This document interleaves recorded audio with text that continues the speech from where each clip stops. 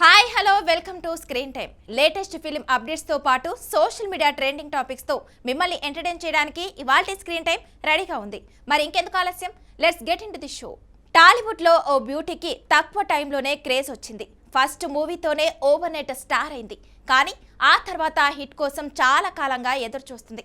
వరుస మూవీస్ చేస్తున్నా success సాధించలేకపోతుంది. Recent గా ఆ సుందరి చేసిన ఇంట్రెస్టింగ్ కామెంట్స్ వైరల్ అవుతున్నాయి. ఇంతకీ ఆ హీరోయిన్ ఎవరు, ఏ కమెంట్ చేసింది, ఈ స్టోరీలో చూసిద్దాం పదండి. టాలీవుడ్ అంతల బామ ఫరియా అబ్దుల్లా వరుస సినిమాలతో దూసుకుపోతుంది. హిట్లు ఫ్లాప్స్ తో సంబంధం లేకుండా వరుసగా సినిమాలు చేస్తూ మెప్పిస్తుంది ఈ అందాల తార. తొలి సినిమా జాతి రత్నాలతో మంచి విజయాన్ని అందుకుంది ఈ చిన్నది. ఆ తర్వాత బ్యాక్ టు బ్యాక్ సినిమాలు చేస్తున్నప్పటికీ ఆశించిన స్థాయిలో మాత్రం విజయం సాధించలేకపోయింది ఈ ముత్తుకుమ్మ. త్వరలోనే భగవంతుడు అనే సినిమాతో ప్రేక్షకుల ముందుకు రానుంది. తాజాగా ఫరియా అబ్దుల్లా ఆసక్తికర విషయాలను పంచుకుంది.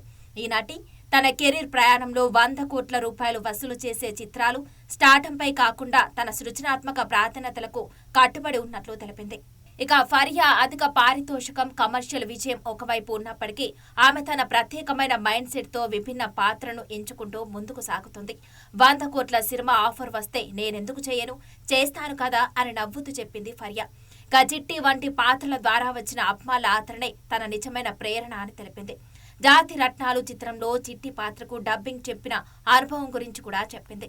ఇక ఆ చిత్రానికి ఎంపికయ్యే సమయానికి ఆమెకు తెలుగు సరిగా రాదట. అయినా తన వాయిస్ కి ప్రజల నుంచి వచ్చిన ఆదరణ చూసి ఆశ్చర్యపోయానని తెలిపింది. ఇక షూటింగ్ సమయంలో తెలుగు మాట్లాడే వారితో కలిసి ఉండటం ద్వారా భాషను నేర్చుకున్నట్లు, అందువల్ల స్టేజ్ పై ధైర్యంగా మాట్లాడగలిగానని ఆమె చెప్పుకొచ్చింది.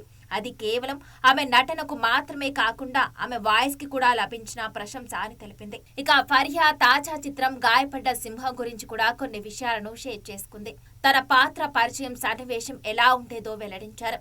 తాను స్టేజ్ పై చాలా చెత్తగా డాన్స్ చేస్తూ ఉండగా హీరో తన స్నేహితుడితో ఇంత చెత్తగా డాన్స్ చేస్తుందంటే ఖచ్చితంగా నాకు పడుతురా అని చెప్పే సన్నివేశాన్ని ఆమె పంచుకుంది. ఆ జోక్ వినగానే తాను ఈ పాత్ర చేయడానికి అంగీకరించిందంట.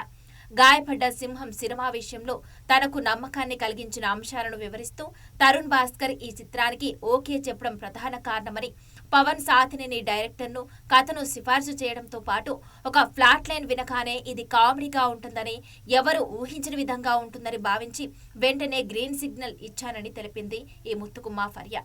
మరి ఈ చిట్టి అనుకునే విజయాలు సాధిస్తుందో లేదో వేచి చూద్దాం.